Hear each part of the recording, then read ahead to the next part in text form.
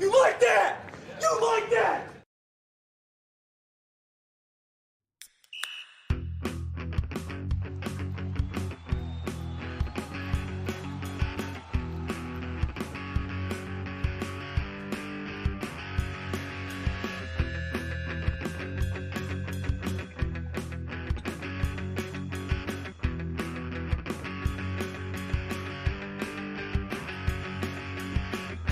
Welcome to Those Fantasy Dudes podcast with your hosts, Jonathan, Tyler, and Shane. Hey, where's Jonathan? What's up? Where's Jonathan? Where is he? Too bad. It's me here with two other equally handsome fellas. The intro is already playing in a loop. Yeah, okay. run back the intro. Run it back. Second intro. Welcome back to the podcast. I'm your host, Tyler, not Jonathan. Joined by my fellow dudes, Jake and Mac this week. Mac, how we doing? Let's go. Doing great. Doing awesome. Happy to be here. Awesome. Mac, our Dynasty league mate, fleecer of many, and college football extraordinaire. Is that fair? Great I addition guess to I the like league, thinking too. myself. I don't know. Fair enough. But But people forget, I don't know. not an original Dynasty League member, but a very good addition. welcome Hey, addition. Shout out I to would Mason say- Rudolph. Yep. Crazy that we lost a league mate because he got mad that John picked up Mason Rudolph after not alerting everybody that the waivers went live at 6 a.m. And he quit the league over that. That sounds You gotta have- crazy. You gotta have a thing. line. You gotta For have what a it's line. worth, Mason Rudolph did play football last week, so He did. I He believe. did. I mean, kind of crazy. We'll talk about that. But like the fact you have to be so bad for Mason Rudolph to come in and make the offense start popping. That's yeah, Yeah. just no. That's not where anybody wants to be. Are you kidding me? I mean, I saw a Certainly tweet not that where Will Levis. he hasn't been good at any level, and he hasn't had the potential either. So I don't know what everyone was thinking was gonna happen. Oh man. Ugh. Well, welcome back to the show. Bear with me as I am new to this platform and producing it. John carries the weight of this podcast immensely, so we'll see how it goes. But we're getting there. This is a show where every week we talk about NFL news, Brittany Mahomes. We go over our matchups in Dynasty and Keeper, play some Survivor football, and answer some of your questions. You'll see us most every week, really every week, because we're carrying it without John here. Usually Wednesdays, maybe Tuesdays. Who knows? You can follow us on TikTok, Instagram, and Facebook at Those Fantasy Dudes. Follow us on X at Fantasy Dudes Pod. I'm on there pretty regularly, just answering general questions, start sits on Sundays, reposting memes, all that good stuff. Give us money by clicking the link in our Instagram bio. Please, God, give us money. Please help. It all goes to John. It all goes to John anyway, so $11 Funko so Pops. far. I don't really want to dissuade people from donating, so maybe we'll say some of it goes to John, not all of it. It all goes to John, but I promise you, I don't let him spend it on Funko Pops. It's a Just, custom Funko Pop, actually. It's a custom Tyler Funko Pop. Custom Tyler and Brittany Mahomes Funko Pops. Oh my God, that's what we need to get him. Oh my God, why haven't I thought of that yet? Good It's a Lord. $1 idea. Just custom Brittany Mahomes Funko Pops. Yeah, she's getting zero of the royalties. That's all my idea. Just every year we get him a new NFL wife Funko Pop. At what point does he get like a cease and desist or like a knock on his door? The Funko I Pops think might this- be what does it. I think that's the might line. Be, that That's might be the like, one. hey, cut I'd it be out. like, hey man, yeah, Christian Juszczyk is not cool with this. Like, Yeah, no, not at all. No, the end goal is you got to get Brittany on the pod. that'll never happen because I- John. Hey, That bridge never is say burned. never say never. A girl I'll is tell a you one thing. multi-millionaire because she said Hawk Tua on a street interview. So I promise anything you- can happen. After this episode, that's never happening. You never know. No, it's not. Watch us on YouTube. We're live on YouTube, live on Twitch. Make sure to subscribe, hit that notification bell. That way you never miss an episode. Those Fantasy Dudes, search that right up on YouTube or Twitch. If you're watching on YouTube and want to listen to us, you can do so by, oh God, I didn't practice this. You can do so by following us on any of the following podcast platforms: Spotify, Apple Podcasts, Google Podcasts, Amazon Music, TuneIn, iHeartRadio, Stitcher, CastBox, Reason, Radio Public, Breaker, Pocket Cast, Bullhorn, Castro, Podchaser, Podcast Addict, Podbean, Podcast Guru, Podcast Republic, Podverse, and Spotify for podcasters is our host platform. Not bad. They did great. I mean, great there. Given the circumstances, I mean, that was 100% stadium pulse. You're fighting for your life right now. Adrenaline flowing through my veins. That's the only reason I made it that far. Right on. Well, what do you think, guys? You want to get into the show here? I mean, yeah, let's get into the Brittany Mahomes update. I got a good one for us. Jake's got this dialed up for us. I don't know. I got to find the drop for Brittany Mahomes. Where is it? The Pat Mahomes Senior update. Pat Mahomes Senior update. Pat Mahomes Senior update. What in the world? It's automatically looping. As a kid. What's that? The Pat Mahomes Senior update. And this is where we talk about all things Pat Mahomes Senior. You know Pat Mahomes Senior, the former MLB player who's played for multiple teams, including the Minnesota Twins, Boston Red Sox, New York Mets, Texas Rangers, Chicago Cubs, Pittsburgh Pirates, and also the Yokohama Bay Stars in Japan. Yokohama? That's the Yokohama Bay Stars. He last played in 2009. Like an unreasonably recent time that you would not expect. That's way too recent. I hate that. Yeah, we were in high school. So yeah, there's that. All right. He was drafted by the Minnesota Twins in the 6th round of 1988. And he also has had some legal issues, including multiple DWI arrests. All the same thing, right? It's all the same. And multiple legal issues. His first being September 12th, 2008 in South Dakota. His second being February 26th, 2019. I think it's crazy that more of his DWI arrests have come since his son has been one of the greatest football players currently playing than have not. I don't. You got to think about it. That sounds weird. I would just think that if I'm Pat Mahomes Jr., I'm like, hey, Dad, you're not driving anywhere anymore. Just flat out, like, after the second one in 2019, I'd be like, hey, man, we're all done with that. That just, like, you don't drive anywhere anymore. Here's your driver. I hired him. Driver. It's how much could it really be to hire a driver full time? What, $75,000 a year? Look, if the University of Georgia can't figure out this issue, then you can't expect the family. I mean, okay, but to be fair, on him. The NIL deal was like throwing gasoline onto that fire. Like being like, "Hey, these kids can get Lamborghinis now," is like way worse. 30 arrests. So Pat Mahomes Senior, he had his third DWI arrest in February. Was it February 4th, 2024? Big February guy. Two in month of February. Mr. February, they call him. Mr. February. Right around there, so kind of makes sense, no? You know what? Maybe that's it. That's true. I do recall that at the last Super Bowl. Actually, that's a pretty good correlation. Yeah, he's getting a little too rowdy. A little too loose. Let me drive. I can drive, guys. I got the keys. And then June, he got pulled over for disregarding traffic signs and driving with a suspended license or an invalid license is what I have here. That was going to be my question: is when do you lose the ability to drive? Like, at what point are like, hey, you're cut off? Yep. So he in August 2024, he pled guilty for his third charge, and he's got a year of probation and intense supervision, or 5 years of probation and 1 year of intense supervision. Holy crap! 5 years of probation is nothing to slouch at. What is intense supervision? What does that mean? I don't know. But anyway, I'm supervising you. I'm really doing it this time. It's like, did he have an aide that just walks with him everywhere? And it's like, nope, cut it out. I mean, in my head, it's a driver. Like, isn't that not like, are you not like, hey man, you just can't drive anymore. Like, that's it. Like, you're all done. I think they're past that. I think it's that feels like that should be like, I'm sorry, DWI 3. I feel like you should be like, you're all done, man. That's it. Lost your privilege. Like, give me your license. But, that's not the only fun facts I have about him. He was also a very competitive young man. He used to cry after losing every game in high school, and he would refuse to eat and talk to people.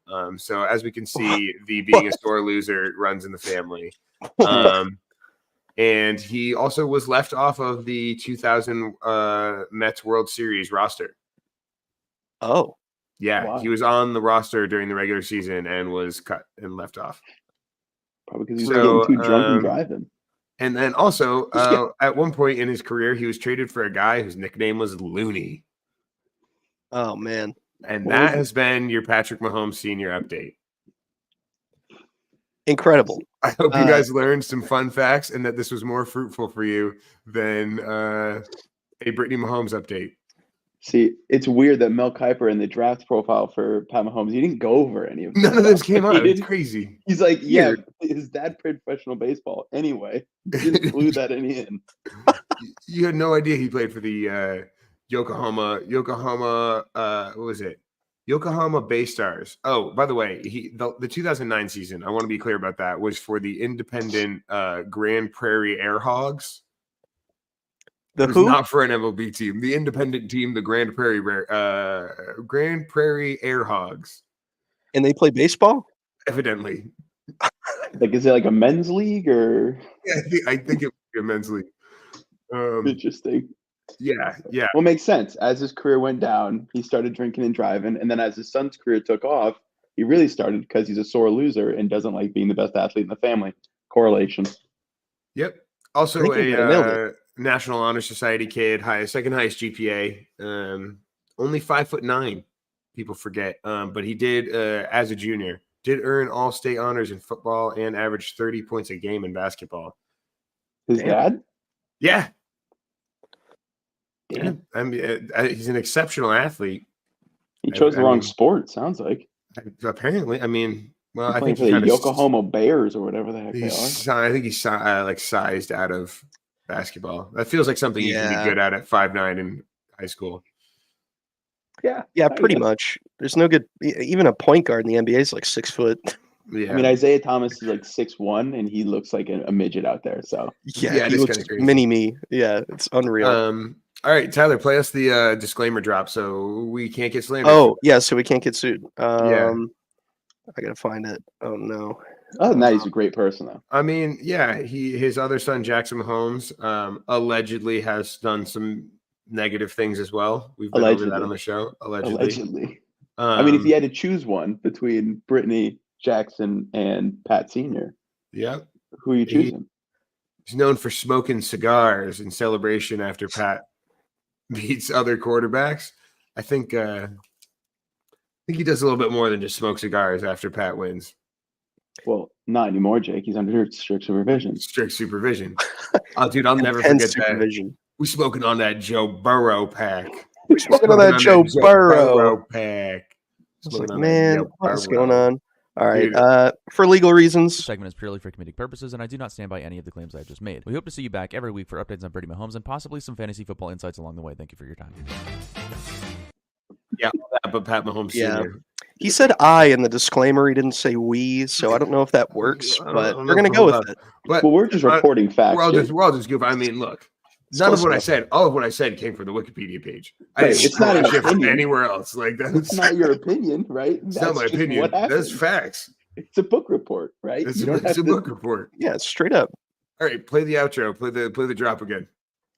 Play the. Oh yeah, This yeah. segment is purely for comedic purposes, and I do not stand Nope, by any not of the that claims. one. No, that was the other one. Which outro? Oh yeah. Just let it ride. Let it ride.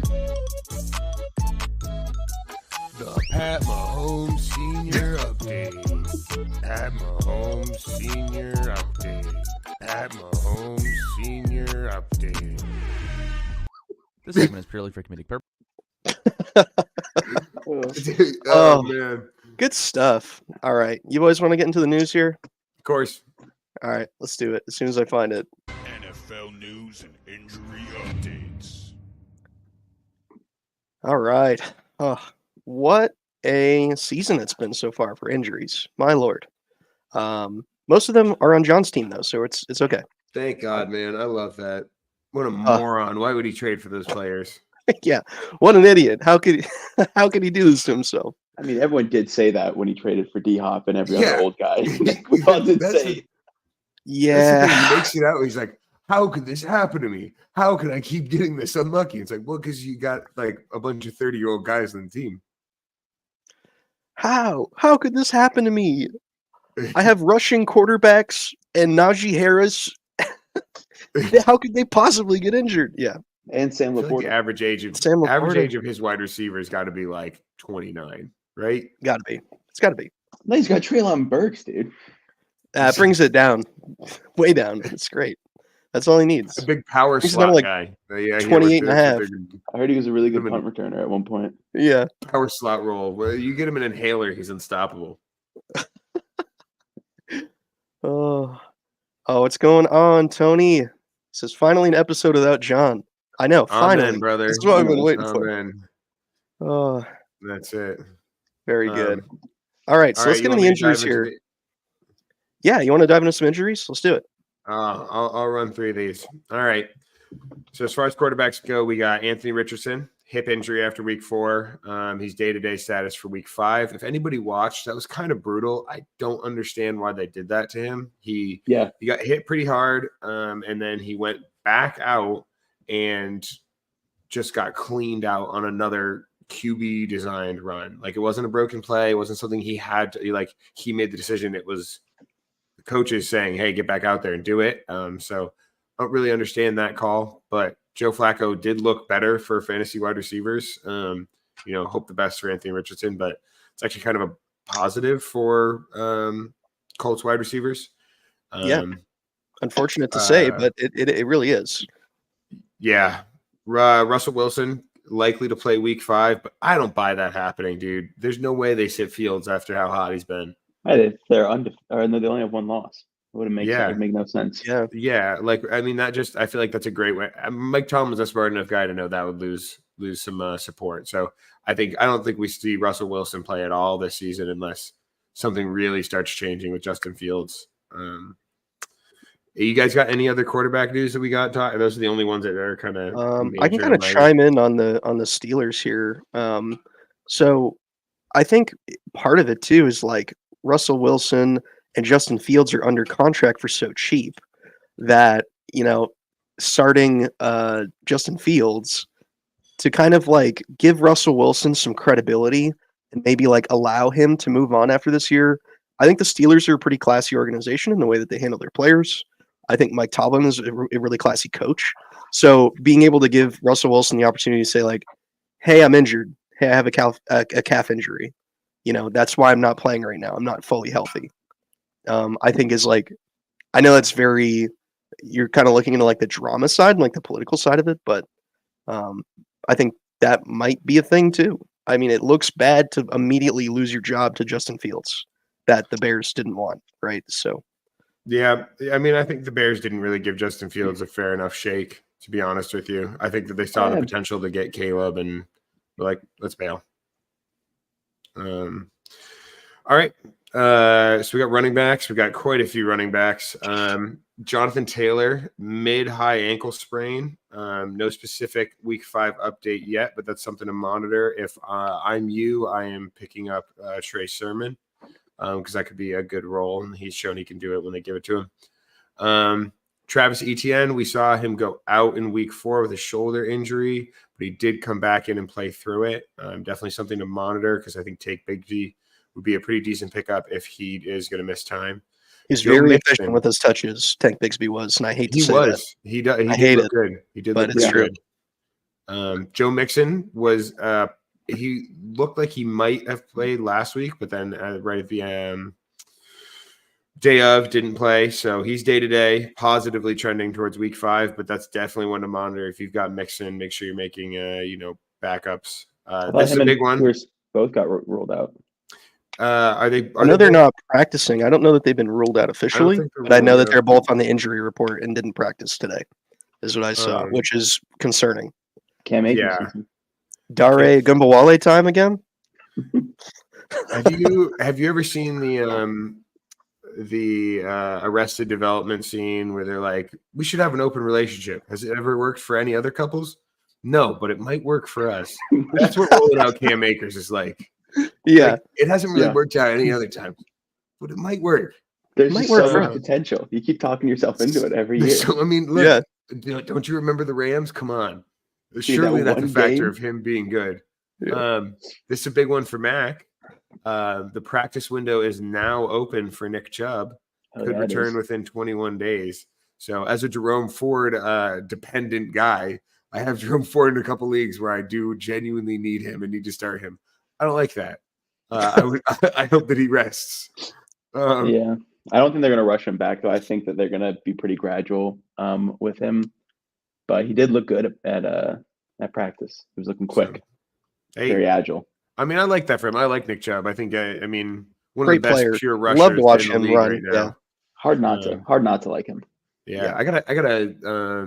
What was the Super Bowl that John went to? The one, the Rams Pats. What Super Bowl was that?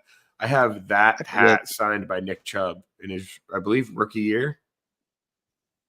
There you go. Very weird piece of history. John was going. He was like, "Hey, I'm going to a meet and greet with Nick Chubb." I was like, "Can you get a hat signed for me?" And he's like, "Sure." So you have a Super Bowl that he wasn't in, a hat signed. Correct. That is correct. Nice. Right on. You could just been like, a football would have been good. But my pieces of memorabilia for football that I have are a Nick Chubb signed Super Bowl, like Rams Pats Super Bowl, a Mike DeVito signed Jets football with like the Jets logo on it, and a signed Pat Ricard jersey, which is by far the coolest piece in there. Ravens fan. Known Ravens guy, and also University of Maine Black Bear, which is why I got the jersey. Because I called in the favor for Mike DeVito. Dude, love the Black Bears. Love to see a guy make it from the Black Bears. We had a kid I went to school with that was on he was on a couple rosters. Green Bay grabbed him as a UDFA. Nice. Yeah, Andre. He was on the Giants for a while too. He was there when we were at school, Tyler. Oh, no kidding. Yeah. So anyway, Raheem Mostert, chest injury, expected to miss another week. Jonathan Brooks, knee injury, practice window not opening for week 5. So kind of as expected. Some people are holding him in their IR for when he comes back. But with the way Chuba's been looking, I don't know why they rush him back. I don't think they're going to. That's probably why the window's not even going to open. They're just going to be fine with Chuba. Yeah, I mean, like, why wouldn't you? You've got Andy Dalton at the helm. The whole fucking team's falling apart when it's your, first round pick, Bryce Young, and then what incentive do you have to run that guy into the ground at all? So yeah, if these guys were looking great, Bryce Young was firing on all cylinders, and they were like 3-1 through week 4, I'd be like, fuck yeah, we're getting Jonathan Brooks back. Now I'm like, yeah, we don't care. We're out on the season. No, he's not. I'm probably honestly going to drop him out of my IR because I don't think they're bringing him back in any considerable time or for any considerable workload. Why would you? Like, what incentive is there? I mean, they did take him second round. I don't know if I'd do that because I do think when he does come back, like come week 8, maybe, like that could be a pretty substantial role that he takes. You think week 8? I mean, when's their bye? I could see him going through their bye unless it's wicked late. I think that by mid-season he'll start to like come back. Like I can see him having like a decent-ish run at the end of the season. It might not. I think he's still worth a stash. I think. I mean, man, I didn't even put that together. So he was ACL tear in the second round. Is he that good, Mac? As a college football guy? he really only had one season with Texas. That's because he was like buried behind like Bijan, obviously. But yeah, I mean, he was crushing it. I mean, he probably would have been a first-round pick if it wasn't for the ACL tear. I mean, probably late first, but I mean, I think he's still pretty good if he comes back healthy. I think he'll probably be the best running back out of that class. Well, so if they open it up after next week, that puts him week 8, and then at that point, it would only be week 8 at Denver, week 9 in New Orleans, New York Giants, and then bye. So I think that there's a chance that that we don't see him until after the bye. But then again, that's Kansas City, so who knows? But something to monitor. I think he is a decent pickup if they're gonna activate him and give him the workload. Clearly, Chuba's been able to do it, and I would have to imagine Jonathan Brooks is better than Chuba Hubbard. So speaking of Bijan, actually listed as limited. That's something to watch if you got Algier. Not a bad pickup. Speculative, but that's it for running backs. We got wide receivers. Puka expected to be out for at least another month. Knee injury. Cooper Kupp is targeting a week 7 return, which is pretty good. I mean, I'm certainly trying to target and get him off people right now that are desperate because he'll get at least a couple games without Puka, and even when Puka's back, Still think he's going to be a very good option at wide receiver. It's still That's Cooper if Cup. Puka. Yeah, That's if Puka comes back. right. Yeah, you never know what they're going to do and if he's going to really be ready. Tank Dell, bruised ribs day to day. He missed week 4.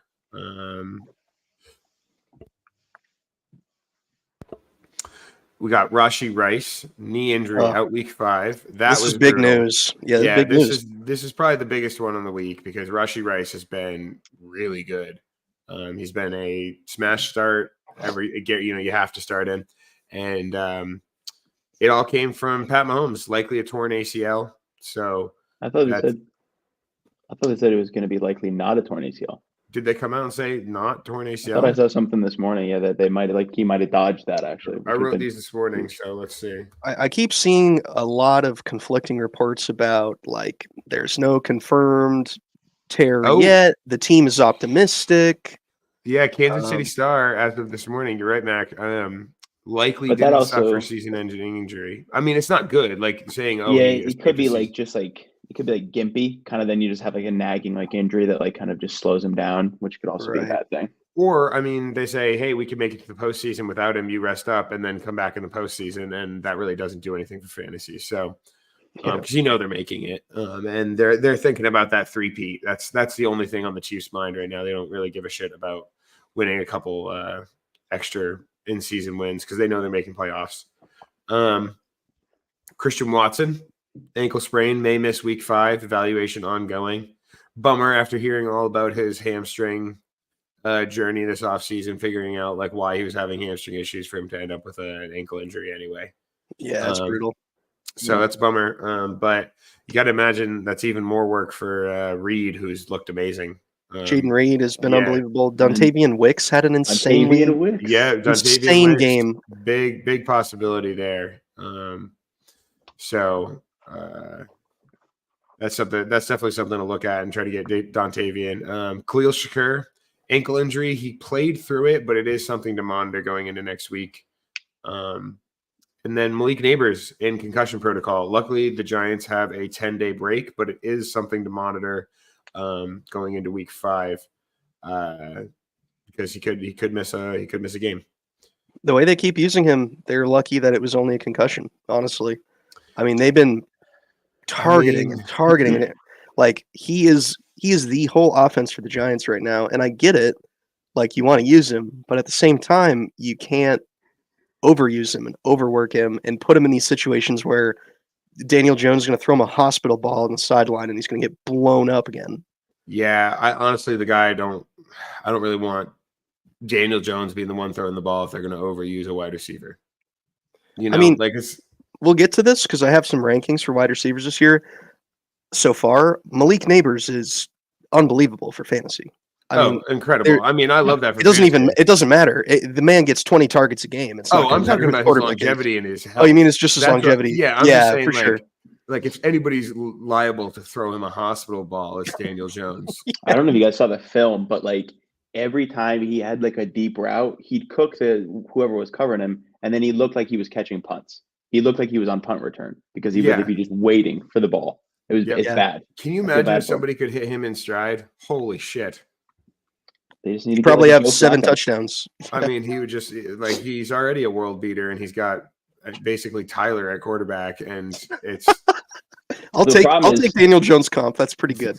The problem is he's going to keep doing so well that he might save Daniel Jones' career. 100%. That could be like the worst case scenario for him.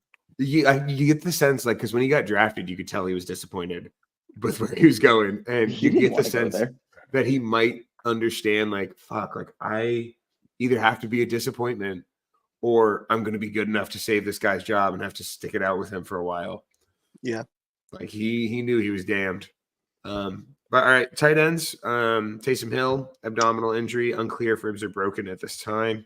So what happens when you take an old man at tight end and just use him instead of Alvin Kamara? What are you doing, Saints? Come on. Yeah. What was so many goal line carries for fucking Taysom Hill? I'm like, what year is it? Keep giving him the ball, dude. Well, he doesn't look great when he breaks his ribs. They won, didn't they? They did. Right? It's fair. They're like, Taysom, it's your time. This is your one game a year where we're going to use you. This one stings for me. Evan Ingram, day-to-day with the hamstring, still possibly back week 5.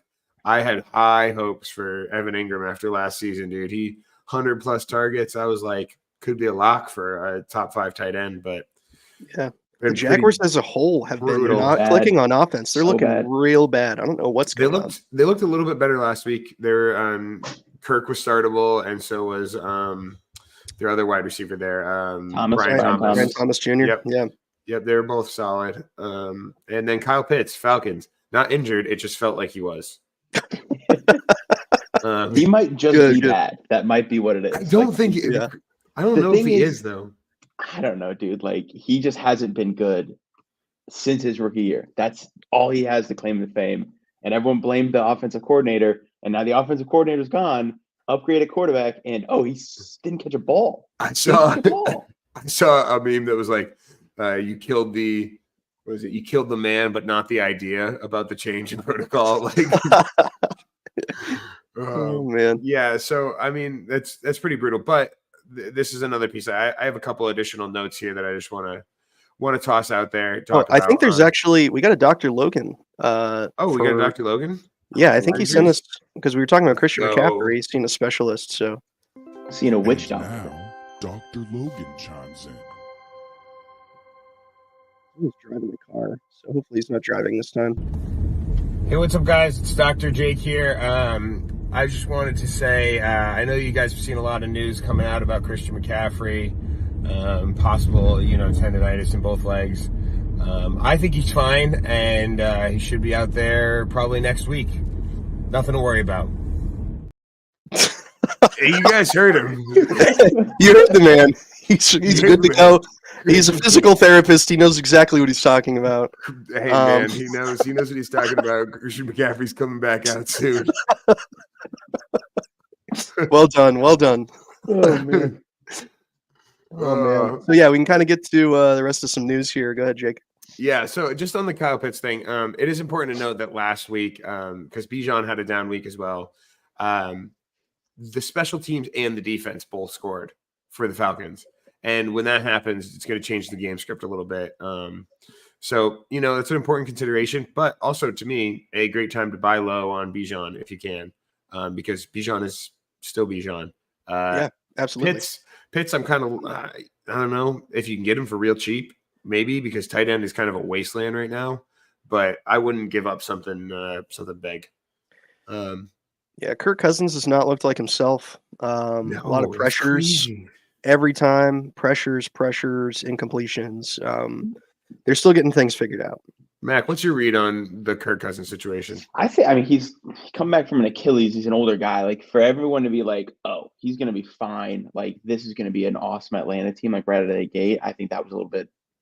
No, I think it was just a little bit foolish I think everyone collective. We all thought that. I think that as the season goes on, I think he will improve. I think everyone will start to click more. In terms of Kyle Pitts, though, I don't know. Like, I'm happy I'm not an owner of him. It's something where it's like, I don't think I'm going to get him in like redraft in honestly any league right now. A, tight end's a wasteland, but B, I mean, I don't know. How many times are you going to let him hurt you? Right? Like that's my thing with Kyle Pitts. How many times are you going to let that happen? I offered John 3 first-round picks for Kyle Pitts after his rookie season, and he said no. Unreal. Like, and the thing with him too this season, in Kirk's like arguably his worst game of the season against Pittsburgh, that's Kyle Pitts' best game. Since then, other guys have somewhat improved. Like Drake London's maybe seeing a little bit more targets. Kyle Pitts not, and I don't know. Yeah, it's just Ray McLeod is more startable than Kyle Pitts. Darnell Mooney is more startable. It's crazy. I love that. I was able to trade away Alan Lazard and Darnell Mooney for Cooper Kupp in my work league. Insane. That's highway robbery. And they also I was gonna say the other thing we got a problem with Kyle Pitts, they just don't use him in the red zone. That's such a huge thing for tight ends is being a red zone target, and they just don't use him. I don't know why. I wish I knew, and it's starting to feel more like he might just be not that good. Like he might be a bit of a bust. Yeah, Could just be that. That's just crazy though, because he's so he was so good his rookie year. What happened? What's the what happened that he just got another receiver on the team. I guess, yeah. I mean, maybe That's kind yeah. of that's the thing with some of these like rookies that come out. Like that could be like I'm not saying that is what's gonna happen with like Malik Neighbors, not to change to a different player, but like he's really good because of a shit ton of volume. If you get one other competent guy in there, how good is he? You seeing that with Garrett Wilson right now? That's true. That's a crazy storyline because I mean, I was like, Garrett Wilson's a world beater. Like he's going to be a top 5 guy, rest of his career.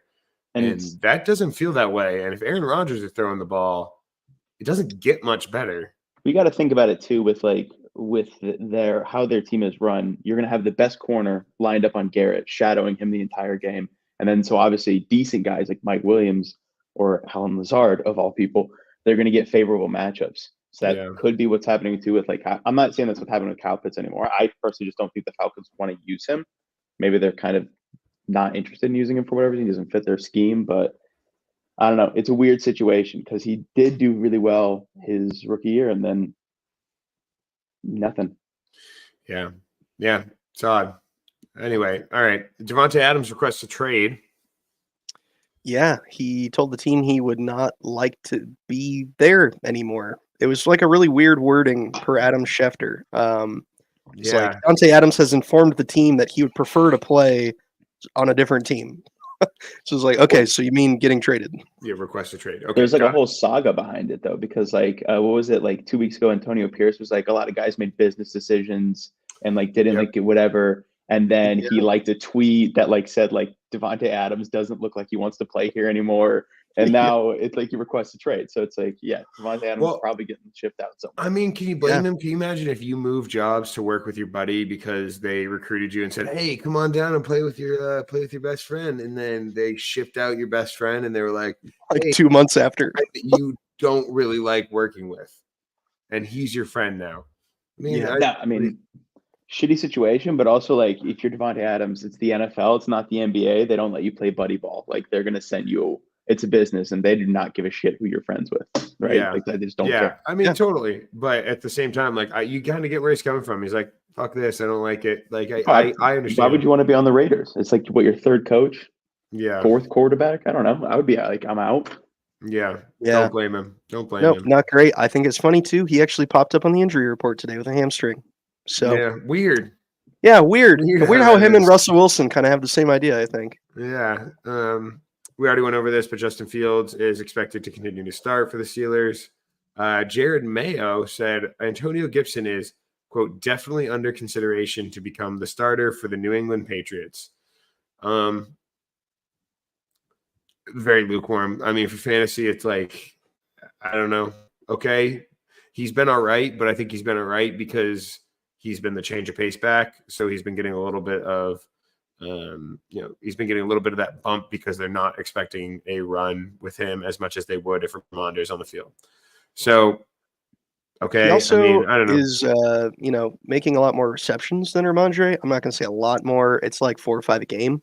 So I think he's a more well-rounded player to that point. So I don't know. I agree. It's kind of a lukewarm situation. It's not like I'm going to slam dunk start him every week.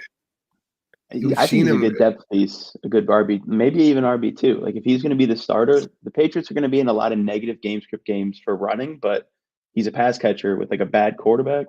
So I could see a lot of dump offs, just screens, throwing the ball, getting it out quickly. Yeah. That offensive line is not good. So it's like, absolutely. He could be like a Jerick McKinnon kind of guy where it's like you can't really trust him to start him, but like maybe those 3 weeks he gets you all of a sudden 20 points or something like that, just randomly. Yeah, you have to desperation start him and he pops off and wins your week. Like that's very possible. That's totally a good comp.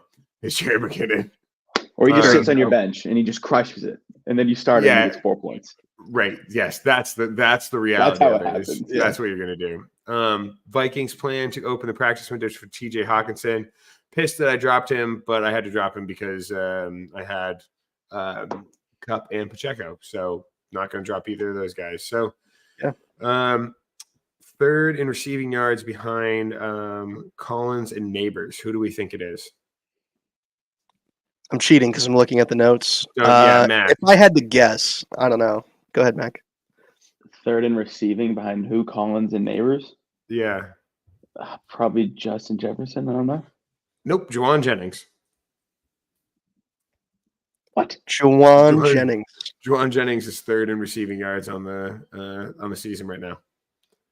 That's crazy. Just from like what, 2 games? Yeah, just from a huge ass game and then consistent weeks the other weeks.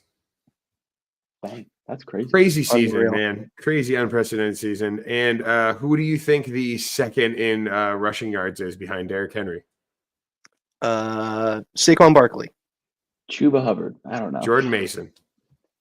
That actually makes a lot of sense. It makes a ton of sense when you think That about does it. make a But lot of sense. yeah, it's a weird year. But a couple other little pieces of info that I think are important. T. Higgins is the Bengals' target leader since returning. It's an interesting trade target because he only got 12 points last week, but he got 10 targets. So something to think about if you can get him. Xavier Legette seems like a great start with Andy Dalton at the helm. And Adam Thielen sideline got 10 targets last week. Justice Hill, I would now consider him a very flexible option every week. He put up 678 and 1 receiving last week. And he also put some work in on the ground. And I think as long as Henry and Lamar are on the field, he's just going to keep getting those opportunities to get stuff like that, at least until Mitchell comes back. But he's definitely a flexible option, especially, or I mean, a lot of people hurting at running back. You can start him at running back for sure. I don't know if that's a slam dunk start. I don't know. I don't if think I it's would a feel slam dunk start, but we're well, talking. sorry, let me rephrase. I don't know that I would feel super comfortable starting Justice Hill every week. I don't know that he really has shown me enough consistency or even snap count. I mean, his snap percentage in the game against Buffalo, you're looking at 35%. Weeks before, he was more in like the 50% range. He had a lot of receptions last week. He had 6 catches. 6 So I think for that's his, plus there. I hate to put him in the same category because I think he's definitely better, not a better team. But this is kind of like Antonio Gibson. Oh no, but cooler. I'm putting Justice Hill over Antonio Gibson any week. I think he might be a little more consistent, and like it's all matchup based. I think when the Ravens are in shootouts where they need to throw the ball, I mean, it's been shown that Derrick Henry's not catching passes. That's just not something that they're going to be doing too much. So I don't know. I don't, sick when he caught a receiving. I don't think that Justice Hill's like an everyday starter. But if you're hurting or you have a bye week and it's a good matchup, I mean, shit. Look, I said flex option. And you guys are like, he's not a smash start. He's not an every week. I just don't know that I would even love flexing him. That's he's all. RB 27 on the season. At this point in fantasy, I mean, that's nothing to sneeze And the Ravens at. do love him. His entire career, they have, for whatever reason, they're obsessed with getting him like 10-ish touches a game, like for whatever reason. I mean, he's consistent. I mean, he's doing work with them, like not for nothing, but he is taking advantage of every. I mean, he's gotten. God, how many targets has he gotten? And he's made the best of all of them. Over the season, he has 18 targets and 14 receptions. Targets. Yeah, 14, huh? He led the Ravens pass catchers in week 4, is what this headline says. That's what I'm saying. That is pretty ridiculous. That's bad news for any Mark Andrews and Isaiah Likely managers. You mean Block Andrews? Yeah, dude, so brutal for you. But yeah, that's all my news. Yeah, I got a little mini segment here. Jake, you kind of alluded to it in a way. Not really. I mean, you inspired me, if anything, to kind of do a little. I'll call it a quarter season roundup, is what I like to call this, where we're going to go through the top 10 at each position and just kind of check it out, see what we think. There are some really big surprises in here, and this just kind of, to me, shows you can do as much analysis as you like, as your little heart desires. But after week 4 of real football, a lot of things go out the window. And expect the unexpected. So let's go ahead and start with wide receivers here. We've got Malik Neighbors at wide receiver 1, Nico Collins at wide receiver 2, and Justin Jefferson at wide receiver 3. That all makes sense. It makes sense. Malik Neighbors is wide receiver 1 through 4 weeks is pretty stellar. That's way more than I would have best thought. case scenario, absolute best case scenario. I think he's going to kind of start to mosey down a little bit because he's He going to has to come start back to getting. Well, it's just because the Giants. I mean, they haven't played. I feel like I don't know. I don't have their schedule, but I don't feel like he's played like a ton of stud corners. So when he actually starts playing like competent defenses, I do feel like he's still going to be good. I think he's definitely a lock for a top 20 finish. Might be a top 10 finish just because of volume, but he's not going to be wide receiver 1 at the end of the season. I'm pretty confident. He's already gotten hurt, and I just think they're going to ride him too much. They have played not great secondaries. They played Minnesota week 1, Washington week 2, Cleveland week 3, and they played Dallas last week, which Dallas is a really good secondary. He scorched them still. 23 points. He had 15 targets, 12 receptions for 115 yards. Yeah, but they just don't have like that stud kind of corner is the thing. Because I'd completely agree with you. When he played the Browns, like the first half, they kind of had a bunch of different guys trying to like cover him. And then they finally put Denzel Ward on him just to shadow him the second half. And he really didn't disappear, but he definitely didn't have the same first half. So I think as teams continue, like, not that it's any big secret that Malik Neighbors is a great guy. I do think that, like, as teams start to pick up on it, they're going to be like, okay, well, we don't have to worry about literally anybody else because Wan'Dale Robinson is the only other person that seems to catch balls there. And that's one catch for 5 yards consistently. That's his job. Yeah. So. And Darius Slayton comes out of his coffin once a quarter, maybe. Right. Run around. Man, that guy's still around, huh? Poor Darius Slayton. He doesn't deserve the hate. He's a pretty good player. Wan'Dale Robinson, crazy amount of points for how inefficient he was. PPR. Yeah. Awesome. PPR, baby. I love that. That's how it is. That's how it is. You hate playing against that, too. Like, when it's you're like, yeah. I love it. I love him so much. He's when you play awesome. against it, and you're like, he's just racking up points for no reason. He might mess around and just be a top 20 receiver based on receptions. Very possible, alone. dude. Very possible. He's a wide receiver too, which would be crazy. To fill out the top 10 here, we've got Jaden Reed at wide receiver 4. That's another just that makes sense to insane. me. I mean, wide receiver 4 is high, but it's very high. Chris Godwin at 5, Juwan Jennings crazy. at 6, Ugh. DK Metcalf at 7, Amon-Ra St. Brown, Stephon Diggs, Jamar Chase. So some familiar names towards the end there. But God, Jaden Reed at 4, Juwan Jennings at 6. I mean outlier game, sure, but Jaden Reed makes more sense to me than Juwan Jennings. Juwan Jennings is total outlier. No one in their right mind would have thought that. Jaden Reed people did think he was going to be the one on that team, and the team was looking really nice last year. So that one makes a little bit of sense. But the Juwan Jennings is like, what the fuck? Also, Chris Godwin being that good. Chris Godwin's I thought was more of the surprise for me. That's definitely a surprise. I mean, Juwan Jennings, of all of those, is like, what the fuck? Yeah, huge surprise with him, but Chris Godwin, you knew it was in his possibilities, but no one would have thought that. I was thinking like mid wide receiver 2. Yeah, because like when we had Brady, one of the best quarterbacks ever, he was able to just be kind of like he was a decent wide receiver 2. Yeah. But now with Baker, he's all of a sudden top 10 receiver. Dude, they got him back in the slot, and he's just dominating. And Baker Mayfield has been unbelievable too. I mean, he's QB3 through 4 weeks. He's thrown 10 touchdowns through 4 games. I'm sorry, 8 touchdowns through 4 games. Just killing it. They've really been clicking and just looking unbelievable. Yeah, I love that for Baker. I like Baker. Me too. I'm happy for Baker. Big Baker fan. Yeah. All right. Pretty damning for the Carolina Panthers to have had Baker Mayfield and Sam Darnold. Yeah. And now those two are just balling out. I mean, those are both top 5 QBs right now, aren't they? Yeah. Yeah. Crazy. Yep. Big time. Unreal how things can change. All right, let's move on to running backs here. RB1, Alvin Kamara. I love that for me. But, a bit of an outlier. Saints have been week, right? Unreal. He had a massive week. I mean, here, I'll pull him up really quick. I don't need to get huge too far week ahead, too, but yeah, go ahead. I'm surprised that wasn't Derrick Henry. That just speaks volumes about how good that week from Alvin Kamara was, because Derrick Henry's had 2 back-to-back 30-plus weeks.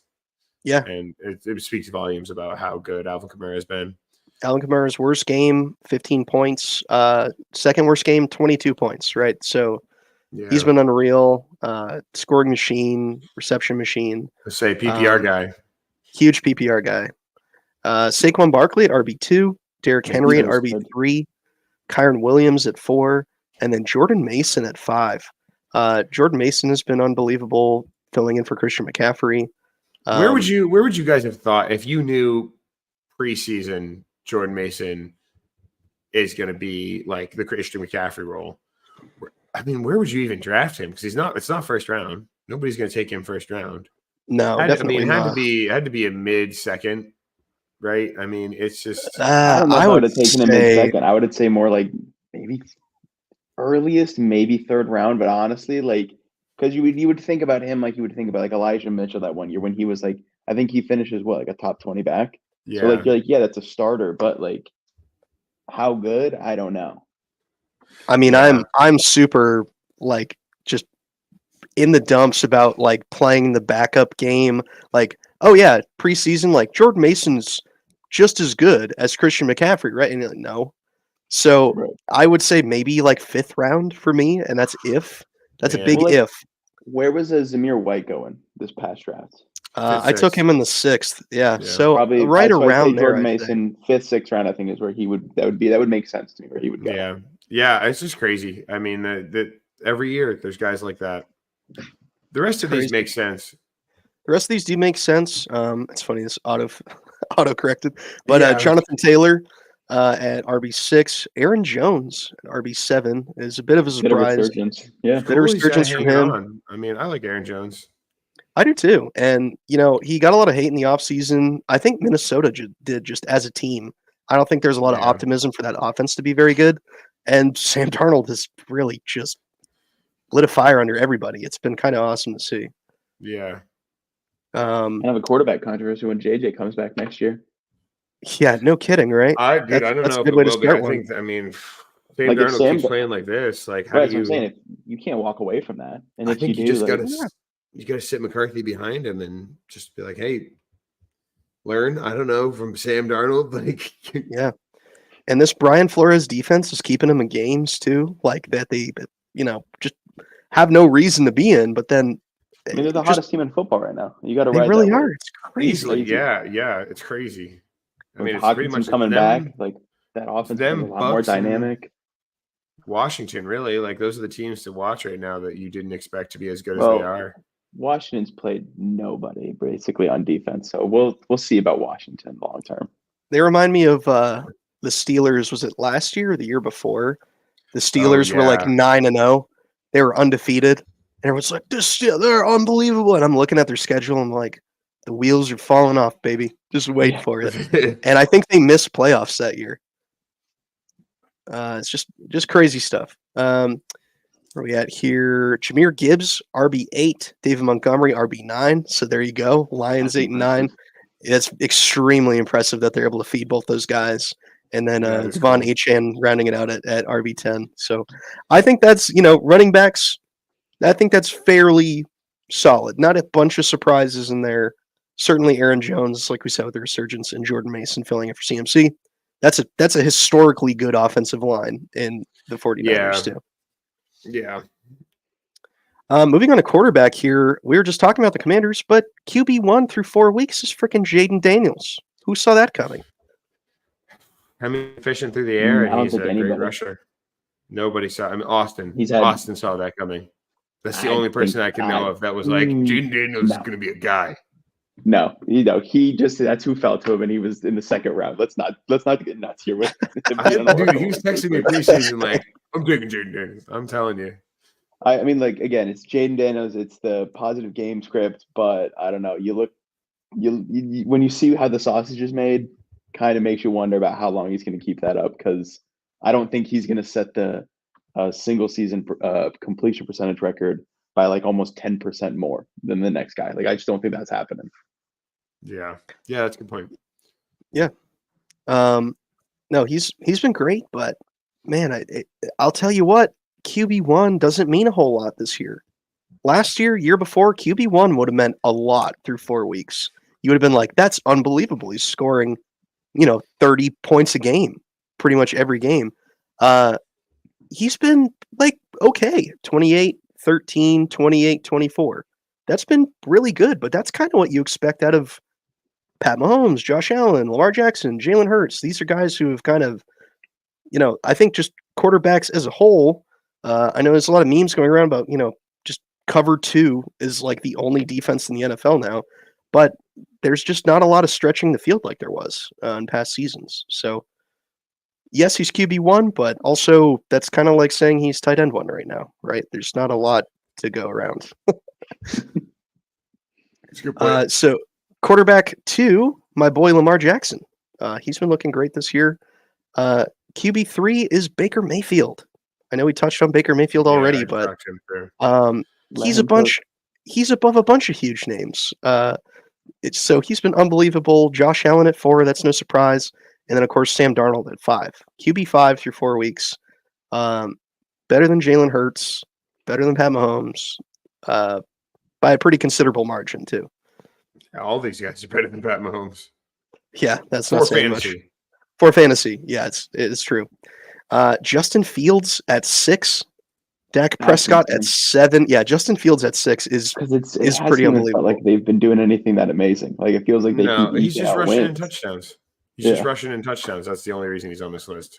Yeah, the game against Indy he had 32 points. Before then, weeks 1 and 2, he was under 12 points.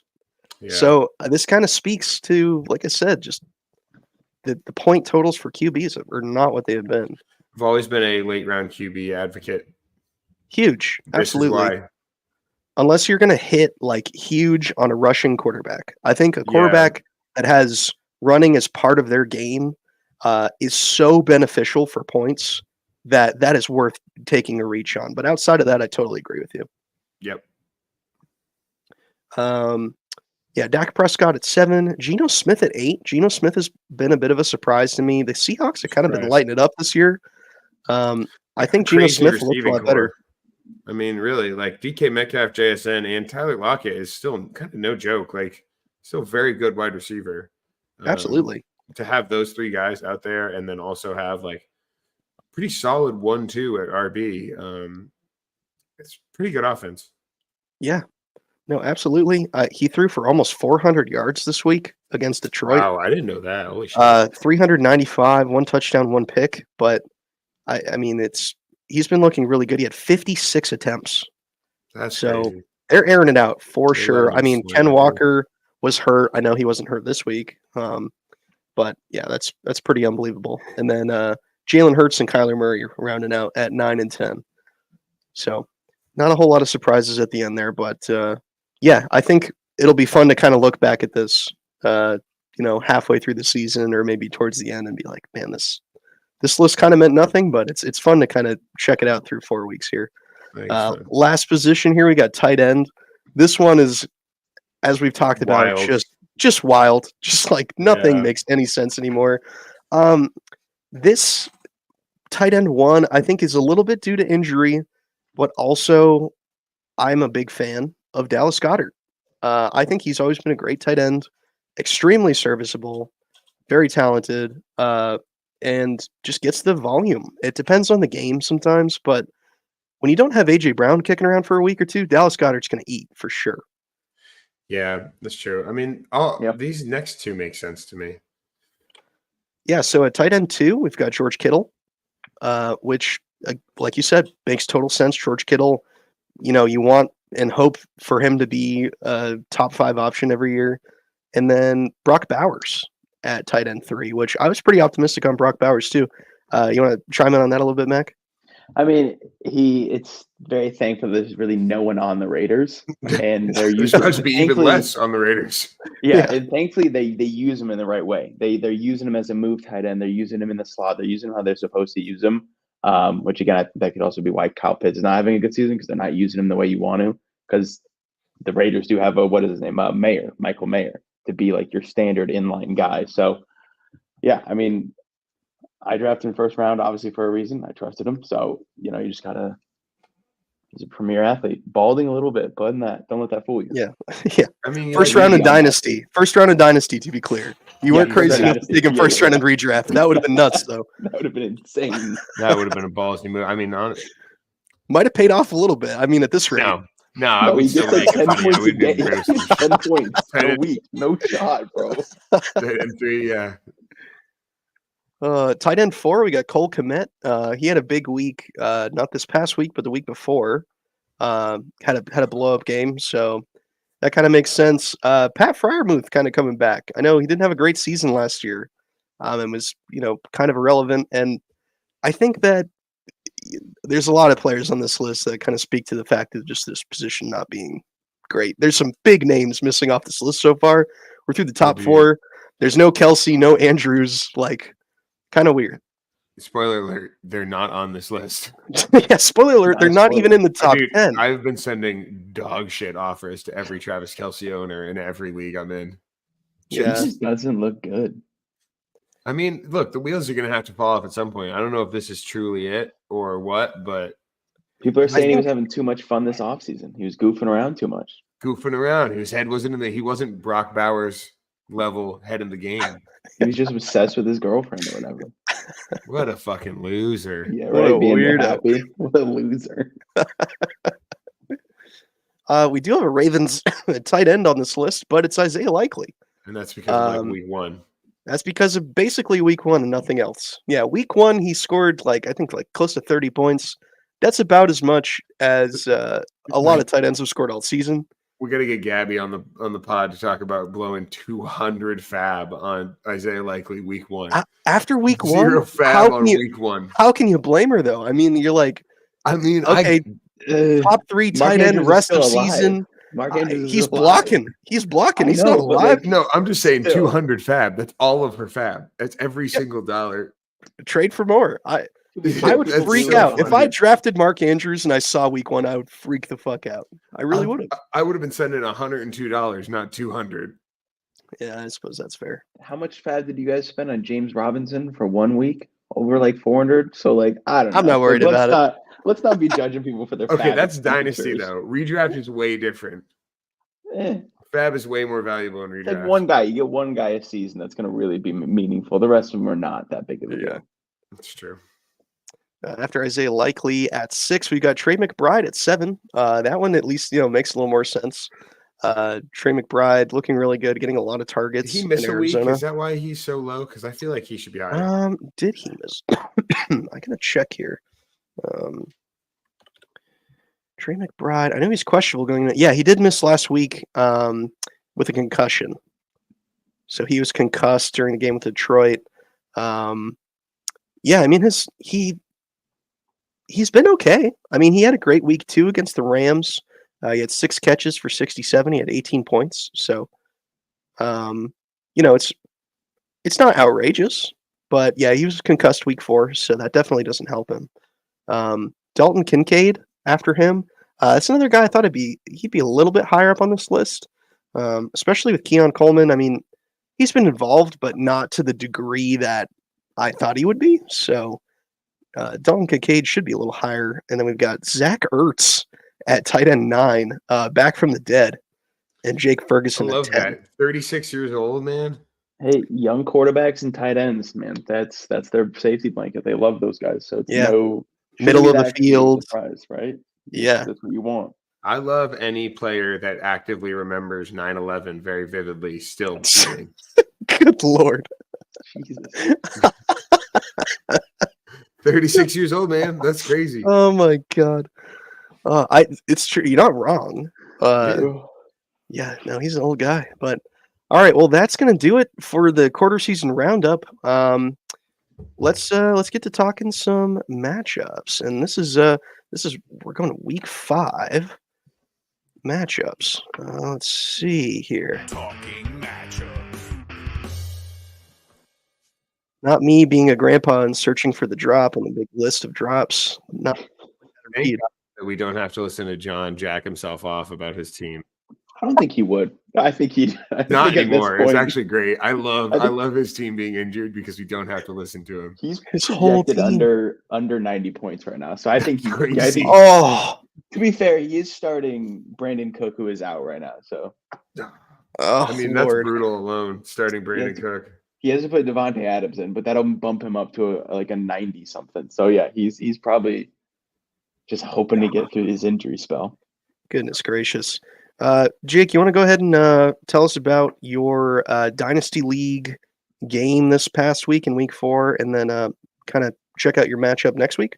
Yeah, I had a tight one with Ben, who is a sleeper contender this season. With Chuba Hubbard showing up, that really helps him a lot because he's only got Zach Moss, Chuba Hubbard, and then his next best running back is Bucky Irving, which is also a great pickup by him. But Actually, yeah, that is a good pickup by him. I didn't realize he had Bucky Irving. I mean, if Bucking and Chuba don't hit kind of the way they are, he's dead at running back. So that's good for him.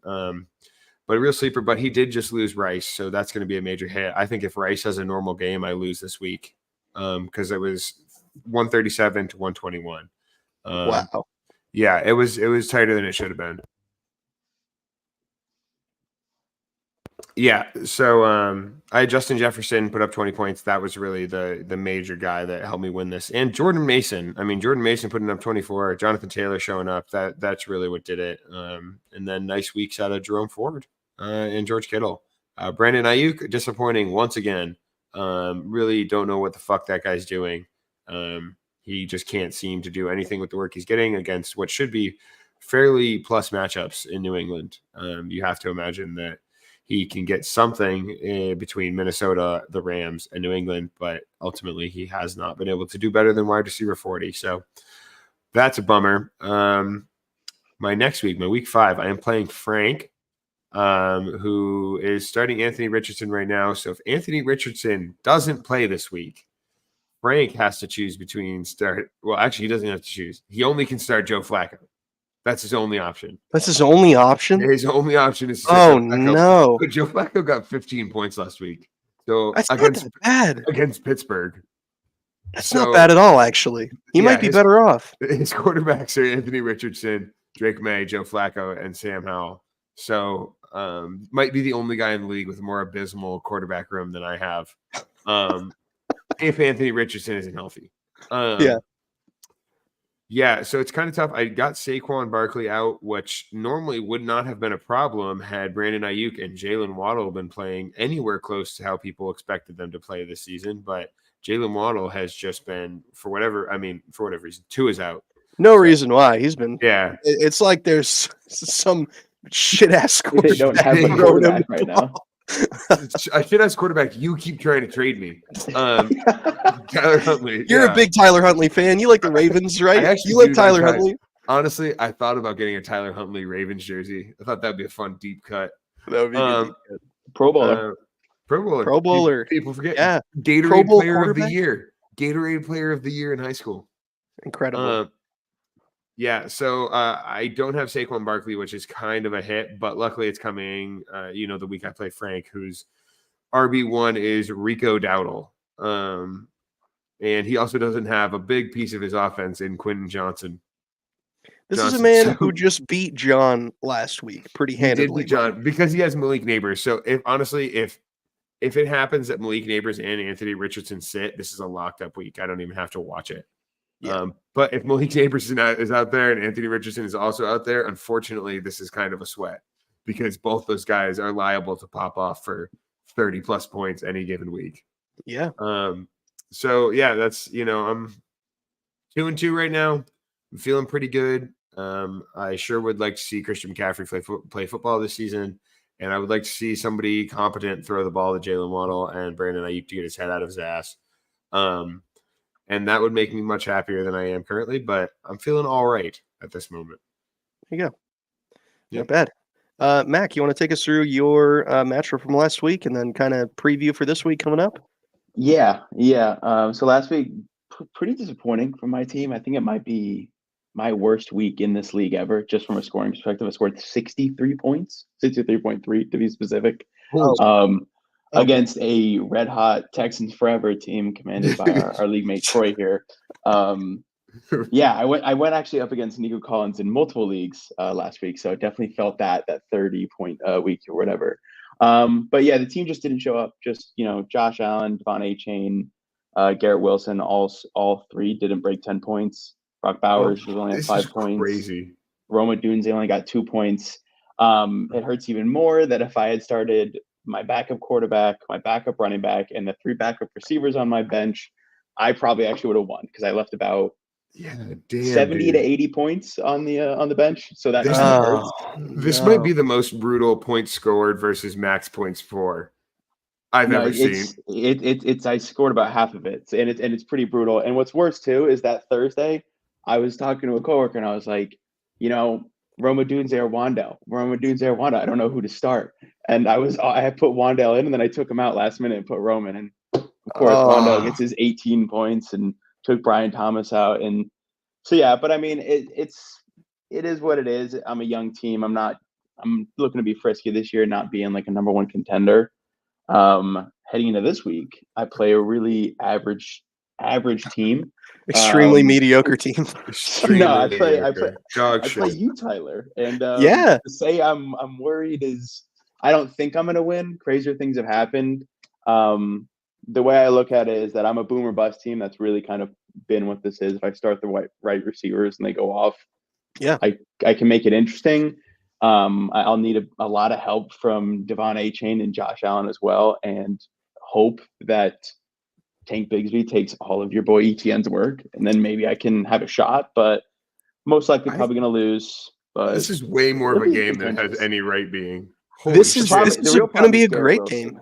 That's the real problem. Is Garrett Wilson's been a huge disappointment this year, and Yeah. if he doesn't figure it out, like realistically, he may not even be like an every week start for me, just because of how many receivers I have. I don't know what the he's gonna be quality doing. on your bench. I mean, to really truly be able to start him over. This sounds crazy, but Dontavian Wicks and Brian Thomas Yeah. Jr. Like he really needs to prove that he's Even Khalil going to Shakir. get 9-10 catches a game, like he should be. Yeah. Right, like he just hasn't been doing that, and like that's the thing is like a lot of the guys that like it's hard for the projections. You see the projections and you're like, oh, Dontavian Wicks only 8 points, and then he gets 30, and you're like, sick, dude. That's why I'm glad they bumped Yeah. down Waddle's projections by it finally. Like it was getting hard to be like 13 points, but then he gets 8. Right. But I was right about Khalil Shakir. That's my one claim to fame this season. I was right. Yep. He's wide Yeah. receiver 1 on the Bills, so happy about that. Absolutely. That was a good call. Yeah. No, this is going to be an interesting game between the two of us. I mean, I think we're dead even at quarterback. Lamar Jackson versus Josh Allen. Devon Achane could run all over the Patriots, and it wouldn't surprise me. Although Alvin Kamara has been extremely good, so your team is so wide receiver heavy. It kind of reminds me of my team a little bit. Nice. Well, I tried to ask John to only let us do one running back and let us add a second flex spot. He said no. Hey, But now that I've drafted all these wide receivers and I'm basically playing 0 RB, we can get rid of one of the RB positions, right? right? You do. Yeah. I mean, 5-1. damn. When the time comes for you to make a run at it and you start trading some of these wide receivers for stud running backs, that's going to be heinous. You're going to get the bag for anyone you want to get rid of, like Garrett Wilson, Marvin Harrison Jr., even Brian Thomas Jr., like are just insane assets right now. So I mean, what's crazy is Garrett Wilson right now is the short guy at the end of the totem pole right now. Out of everyone that's on, like he's below for me right now. It's like Dontavian Wicks right now. It seems like a better option, which is crazy because I love Garrett. I'm so high on him. Yeah. So we'll see. Yeah, maybe I might get a little bit antsy and start making some trades, but I don't know. I'm also on this season. It's kind of like for me, if like I can be frisky, if I can ruin a couple people's seasons, I'll take it and just next 2 years make a serious run. I don't know, or continue to. I don't know. I'm afraid. I keep telling Jake, I'm afraid to jump the shark on the rebuild. I don't want to continue trading and ruin that because we've seen a couple other league mates. I feel like do a couple too many trades and drink a little too much Kool-Aid on the rebuild trade train, and it's like getting rid of just like no-brainers. I'm trying to think of a good example. James Cook. We've seen James Cook bounced around. That's right. That was good Lord. No offense to Logan, but it's been mostly Logan moves. I wish I had a transaction history. The message from Logan, I can't find it right now, but where basically I said like on pod that I didn't have to give up a lot for that Ridley trade. And just to refresh your memory, the Ridley trade is I gave up Calvin Ridley, and in return, Calvin Ridley, Tyler Conklin, and a 2027 third. And in return, I got Ezekiel Elliott, Jerome Ford, and a 2027 first. And I said that I didn't have to give up a lot to get a first and Ford, a guy that I knew I could start the season early on, and who has been, I mean, he's RB22. He's an RB2 and has been great. And Calvin Ridley is wide receiver. Dude, Calvin Ridley is wide receiver 51 on the season. Yeah, I'm happy for you that you got off that Calvin Ridley train because you were loving him for a couple years, and it's just, he hasn't put it together, and he's old as shit. He's sneaky. He's as old as Amari Cooper. Yeah, but like credit still, he was wide receiver 17 last year, 18 last year. Like I got him, didn't play him the year that he didn't play. Obviously, held on to him first. I got him for a second. Played him the year that he was our wide receiver 17, got off of him that offseason, turned him into a first and Jerome Ford. We're wheeling and dealing, baby. And it's all thanks to Logan. Yeah. Yeah. So some definite rebuild hiccups for sure. Yeah, you got to looking at my matchup here from last week. I played Austin last week. I put him to 0-4. Austin, if you're listening, I'm very sorry. I had to do it. But this was a very close game. It really was. I mean, it didn't help with CeeDee Lamb for me on Thursday Night Football, going off for 24 points. I mean, that kind of sealed the deal in a way. But Austin's team did not do bad. I mean, the big downside for his team last week, and what could have really won him that week, was his running backs. He had to start Breece Hall and Braylon Allen against a really good Denver defense. They combined for 8 points, 9 points. So, and it was 135 to 112. So, I mean, it's maybe wouldn't have handed him the victory, but it seriously did not help him out. I mean, he has Jaden Daniels. He had Jaden Reed go off for 27 points. Cade Otton was like laying it down. He had 12 points. So it was a really close game, but luckily I still won. I was really upset after my first loss week 1 to Troy by like less than a point, or I guess slightly more than a point, but we're making it back. So yeah, now I just got to beat Mac this week. We'll see how that goes. All right. Awesome. So we got Dynasty League under our belts. Let's talk League of Record. Sorry to leave you out of this one, Mac, but you can certainly chime in on how we can certainly be pretty quick here with this one. How horrible my team is. You can chime in on that. Yeah. Jake, you want to go ahead and tell us about your matchup from last week? Yeah. Speaking of, well, we're already beating on Logan a little bit. I beat Logan, who lost Rashee Rice last week, and Brock Bowers had a bad week, and he was starting Braylon Allen in his flex. So things are clearly not good if you're starting Braylon Allen in your flex. Oh boy. Yeah. And I started Sam Darnold, who had a great week. CeeDee Lamb had a nice one finally, and Jaden Reed. So it's pretty easy, 130 to 93 points. Moved to 3-1, which I'm happy to see. I'm happy to be in my rightful spot in the top 3 right now. Yeah. Very good. My League of Record matchup, or I'll hit this one. I kind of did it backwards. We should probably do this past week and then talk about next week. But this past week I played Gabby, and this was just a really ugly matchup for everyone involved. I had Pat Mahomes, ETN, James Conner, Drake London, Christian Kirk, Dallas Goedert, Khalil Shakir. She had Lamar Jackson, Devon Achane, Josh Jacobs, Tyler Johnson, Brian Thomas Jr., Isaiah Likely, Rico Dowdle. Rico Dowdle scoring 13 points on Thursday Night Football had me kind of pissed because he had done effectively nothing all year. But she started him anyway, and he looked pretty good. The craziest thing about this matchup, though, so I beat her 98 to 84, which again is just not a good game.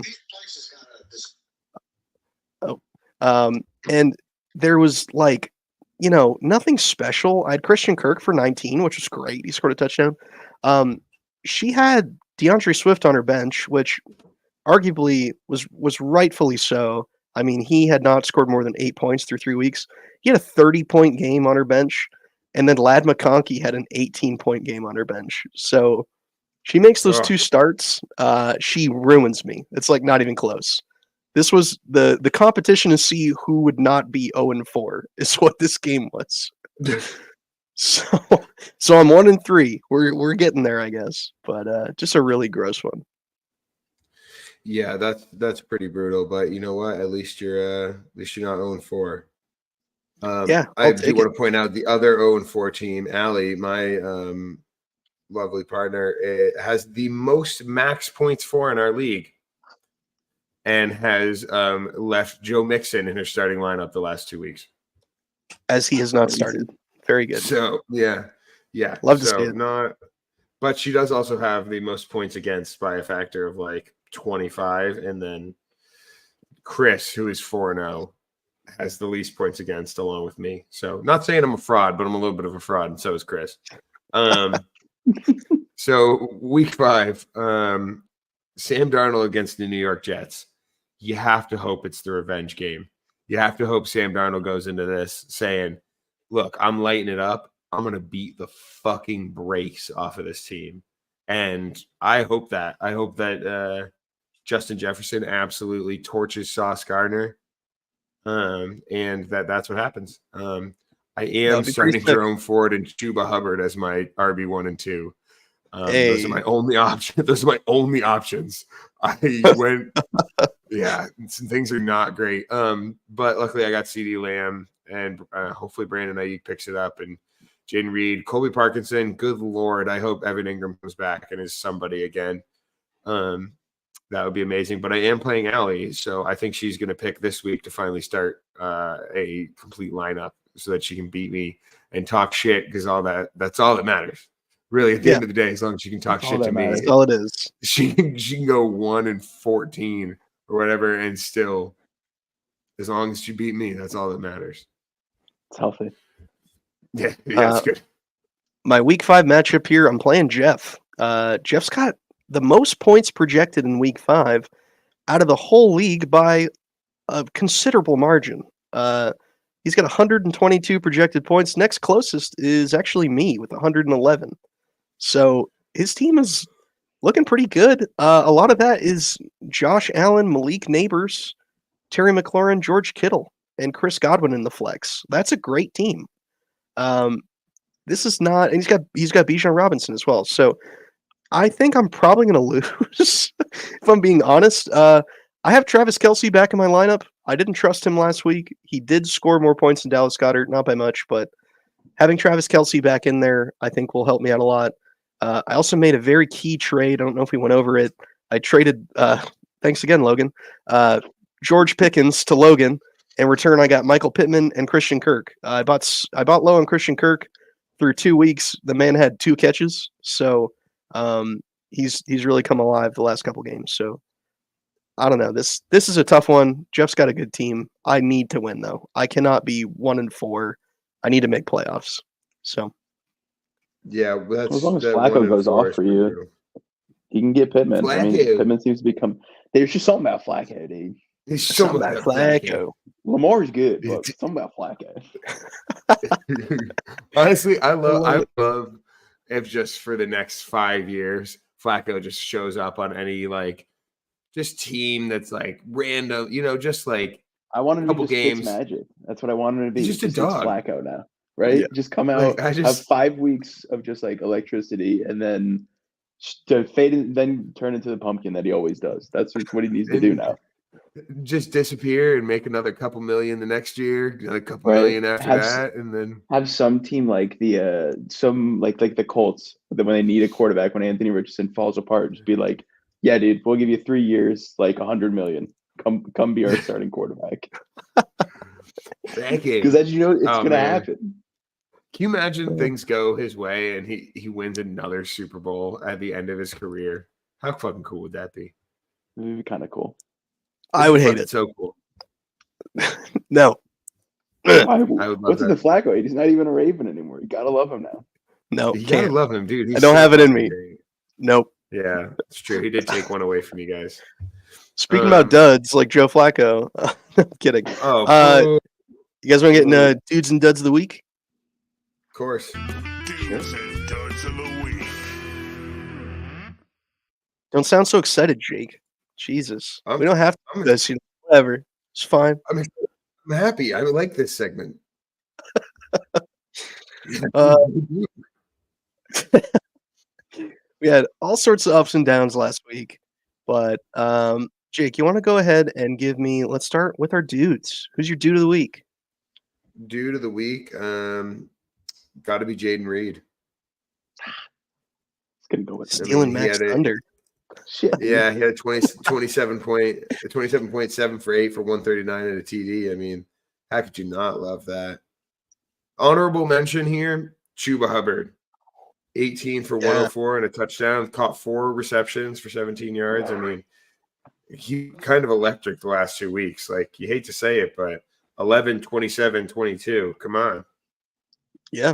He's putting out 6, 5.5, and 5.7 yards per carry in the fucking Panthers offense. That's pretty unbelievable. Yeah, I love that. What about you, Tyler?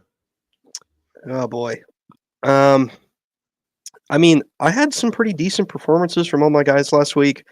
This was not somebody who had the biggest game per se, but somebody who I really look forward to being able to start is Aaron Jones at Green Bay in Lambeau. Not an easy place to play in. Green Bay's a great team, tough defense. He averaged 4.25 yards per carry. He had 4 receptions for 46 yards. Ended up with 18 points. And like we talked about, he is RB7 through 4 weeks. He had an 82% snap count. You know, this is somebody people were worried about kind of his durability and stuff like that. But no, he had a great week, and it's been really nice having him as a flex option. So, who do you got, Mac? Who's your dude of the week? My dude of the week, I think that I'm gonna have to give it to Dontavian Wicks. I mean, he had 24 points. When I think and a crowded offense too. I mean, been able to still put up that's crazy. that much with Jaden Reed going off as well as he did. Having to beat out Romeo Dubes or Dobbs, however you say that guy's name. Tucker Kraft also got a touchdown too, didn't he? Yeah, Tucker Kraft also sneaky, kind of decent for a tight end. But yeah, he went. Where's the stat line right here? 5 for 13, 78 yards, 2 touchdowns. I mean, he was projected 7 points and tripled that. So props to him. And then I'll give an honorable mention to Brian Thomas, who seems to be the guy in Jacksonville. Not to love on that team as just a regular football team, but in terms of fantasy, seems like it could be the answer to the prayers there. So loving what I'm saying about it. I love it. All right. Moving on to duds. Jake, who you got for your dud of the week? You already know who it is. It's Brandon Ayuk. This fucking guy. I hate him. 5. He's on my bench in my home league. He's on my bench in my home league. I got to teach him a lesson. What are we doing? I'm ready to sit him for Justice Hill this week. I can't do this to myself. You can't trust him. You cannot trust him. I mean, the problem is he's consistent. The problem is then I got to play Jalen Waddle, who hasn't been better. So it's not like I'm just hurting myself. Sounds like you need to flip a coin. God, I'll tell you, on paper, I came into this season being like, I got the greatest wide receiving core of all time. These are the best wide receivers I've ever seen on a team. Holy shit. If I had thought for a second that Mac's bench would regularly outscore my wide receivers, I would have just dropped my team and moved on. Like, what the fuck is going on? Oh, man. Yeah. What about you, Tyler? My dud of the week, I had to pick between 2. I don't want to pick on Travis Etienne because I feel like he was already one of my duds, but he had a horrible week. I think my real dud this week that, made it a sketchy matchup between Gabby and I in the league of record is none other than Mr. Patrick Mahomes Jr. The Chargers are not a fully put together team right now. They have a very talented defense, but he had 19 completions for 245 yards. Yardage was okay. Threw 1 touchdown, 1 pick. This is a Kirk Cousins-ass looking stat line right here. I mean, 14 points against the Chargers. You're the Kansas City Chiefs. Sure, maybe you lose Rashee Rice partway through the game. That is not what you expect out of 2-time Super Bowl MVP Pat Mahomes. I mean, so that interception was worse than just an interception too, because that's the play he hurt Rashee Rice on. Yeah. No, it just all around, just horrible game. Did not look good. I'm seriously regretting drafting him as high as I did. I think I took him late third, early fourth, something like that, because he had fallen tremendously. I mean, his ADP every year is criminal. I think it's second round or something. He's like QB1 or QB2 every year, depending.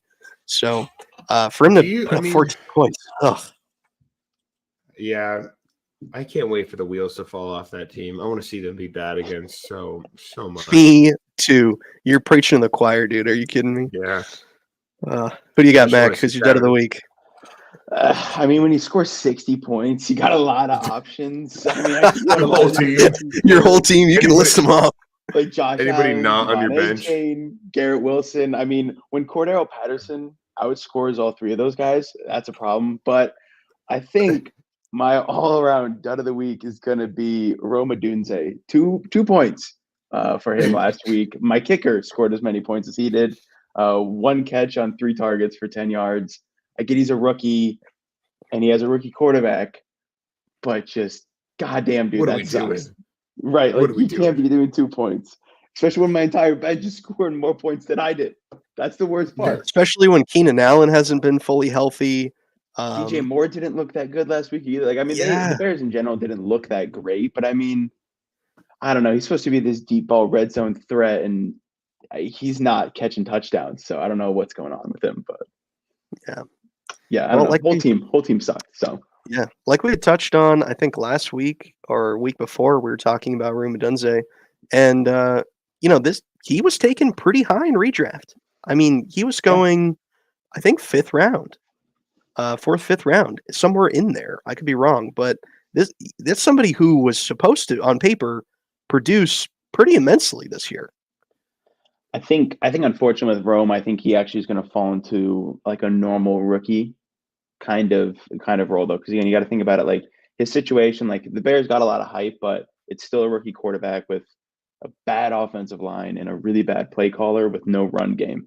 So like it's just, and he's got a lot of competition. So I mean, like Rome Odunze could end up being a great receiver, but I don't think he's going to have nearly what like a Marvin Harrison or obviously Malik Neighbors or even Brian Thomas are going to do this year, right? Like I think if you have him in Dynasty or in like I'm blanking on it right now, keeper league, it's something like to kind of monitor and like be happy about still. But like if you drafted him in like the top 5 rounds of redraft, probably kicking yourself a little bit right now because I don't think he's going to be anywhere close to that kind of production this year.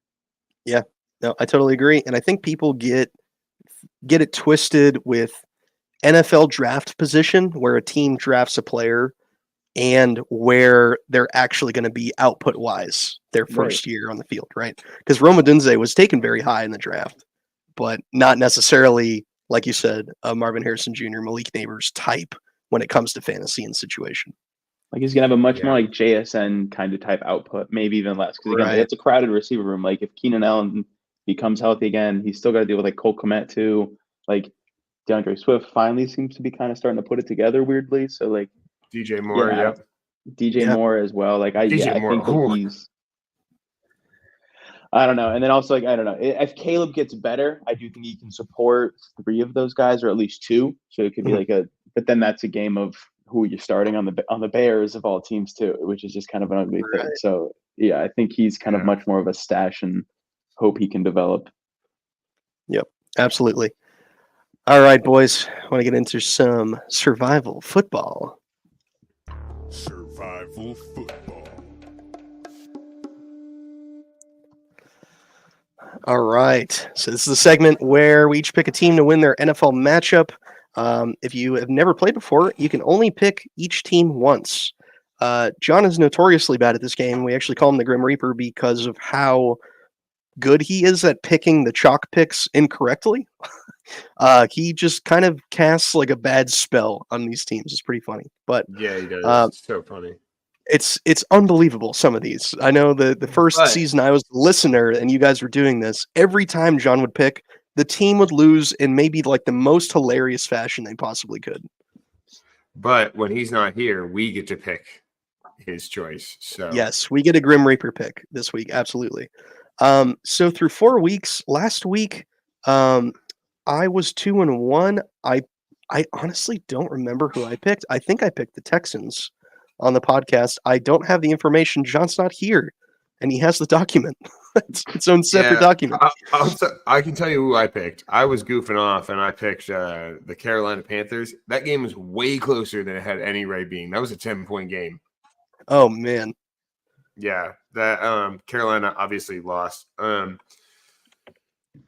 that's not great. But yeah, you want to go ahead and pick yours first, Jake? You know, I'm gonna roll with the Baltimore Ravens.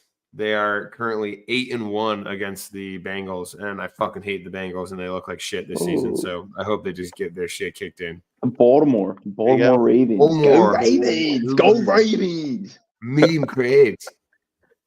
Yo, those are mediums, bro. I said smalls. Oh, man. Jeez. This is a tough week, man. They don't make this any easier on me.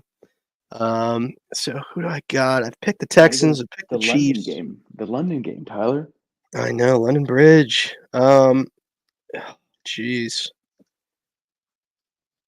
This is a tough one, man. I think I gotta go. I think I gotta go with my boy Geno Smith. My boy Geno Smith against a really mediocre Giants team. I think it's Seahawks. Fly, Seahawks, fly. That's what they say. That feels like such a trap game. That feels like a little bit of a trap game. But I don't at think the same so. time, Malik Neighbors doesn't play. Who's going to score? Malik Neighbors is questionable. I know the Giants have a great defense, but I think that the Seahawks are just going to overwhelm them. Ken Walker's back at full strength, looks amazing. Had a crazy week. They're just a much better, well-rounded team. I think they got it in the bag. Let's hope so. All right. What's the Grim Reaper pick of the week? We'll do that, and then we'll let Mac have an honorary pick here. I think all three of us can kind of pick a Grim Reaper pick. Yeah. I mean, personally, I think John. Let me pick. I mean, I think John loves the Jets against the Vikings at 9:30 a.m. I think he feels like they're going to be a great team that's going to really step up to the plate at 9:30 in the morning. I could also see him picking like the 49ers this week against Arizona, or like maybe the Cowboys over the Steelers. Or the Patriots Dolphins? I think you would choose Arizona against the 49ers. You think so? Because the 49ers are hurt. He's really high on Kyler. He does love Kyler. Honestly, I do like Max pick. I think Jets. All right, let's lock it in. I mean, that's a win-win for us because he's got to root for the Jets. All right, Mac. I like that. Let's hear your honorary pick. Well, yeah, you kind of took my entire, which, I mean, that was the only give me on the board. I guess you're going to force me to choose an ugly game, Chicago over Carolina. Like Chicago? All right, I like that too. Yeah. I like that's a winnable game for sure. I hope so. But that could also be such a Bears game where they lose like 13 to like 20-21 or something. Yeah. Yeah, just so stupid. It's very possible. Just some gross game. Oh, all right. Well, we got our picks in. I think that's going to do it for this week's episode. It went by so quick.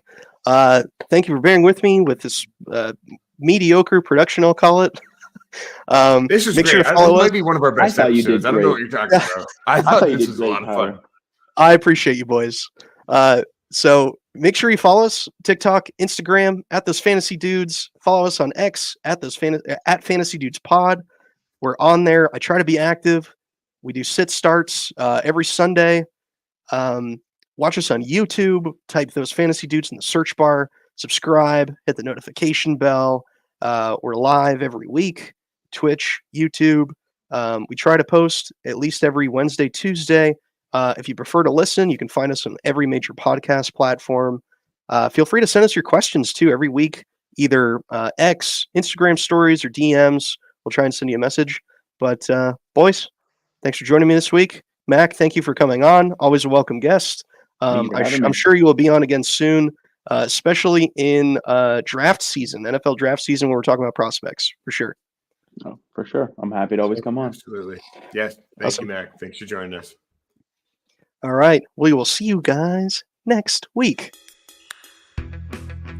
Thanks for tuning in to Those Fantasy Dudes podcast. Make sure to tune in next week and follow us at Those Those Fantasy Dudes on Instagram.